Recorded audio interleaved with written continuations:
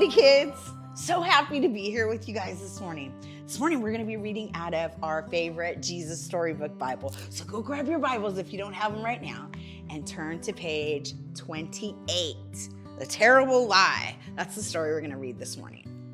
So last week we learned that God created everything. And do you guys remember the very last thing that God created?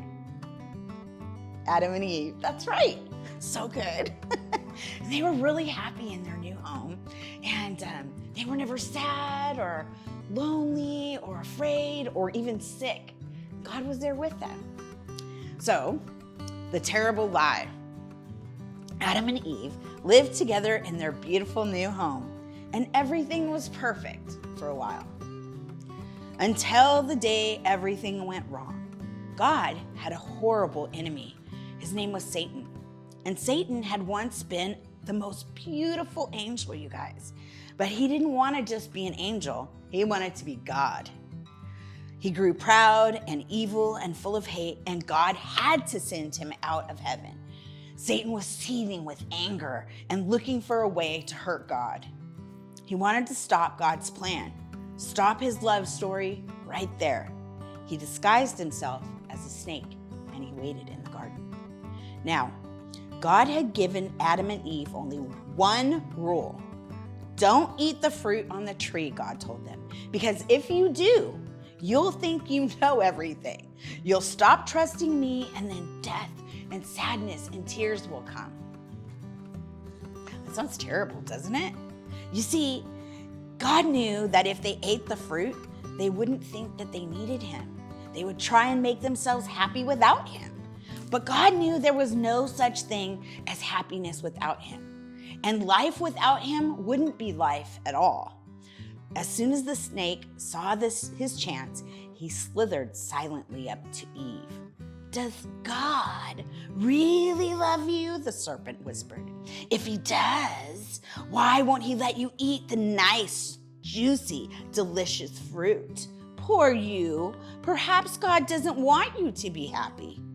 The snake's words hissed in her ears and sunk down deep in her heart like poison. Does God love me? Eve wondered. Suddenly, she didn't know anymore. Just trust me, the serpent said. You don't need God. One small taste, that's all, and you'll be happier than you could ever dream.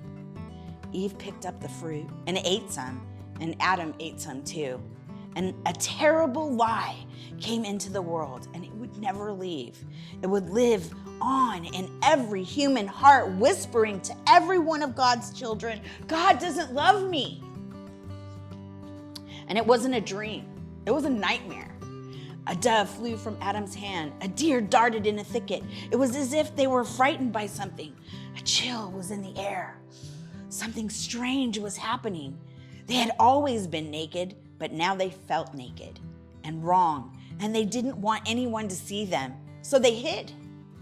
Later that evening, as God was taking his walk, he called to them, Children, children.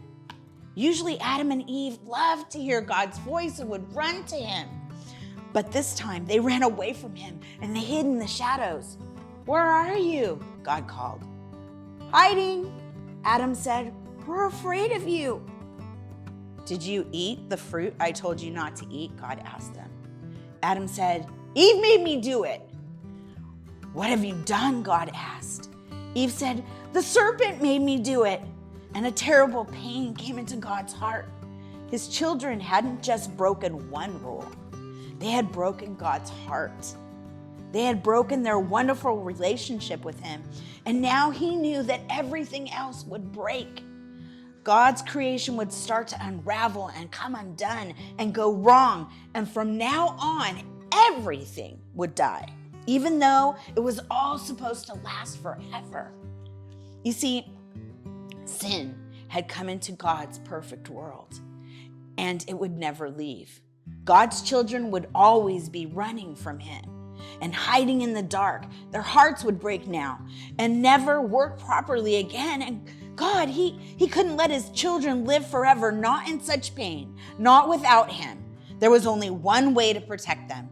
You will have to leave the garden now, God told his children, his eyes filling with tears.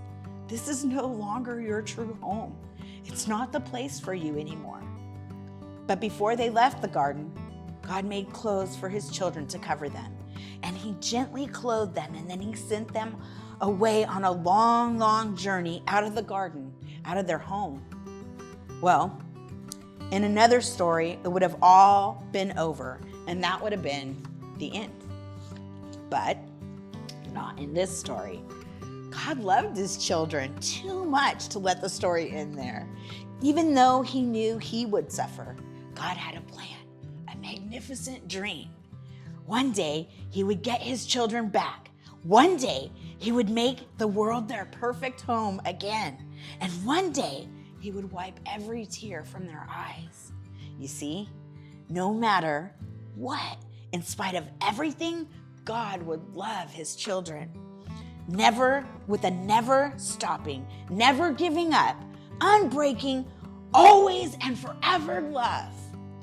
You see, though they would forget him and run from him, deep in their hearts, God's children would miss him, always, and they would long for him.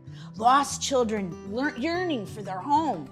And before they left the garden, God whispered a promise to Adam and Eve. It will not always be so. I will come to rescue you. And when I do, I'm going to do battle against the snake, and I'll get rid of the sin and the dark and the sadness you let in here. I'm coming back for you. And he would. One day, God himself would come. Isn't that amazing? And we know he does, doesn't he? He does come. He sends Jesus for us. But we're going to stop our story right here. And I want you guys to tune in next week to find out what God does next. Love you guys so much. I just want you to know that God is with you right now, right here, every day with you. And you are never alone because he's in love with you and he loves you.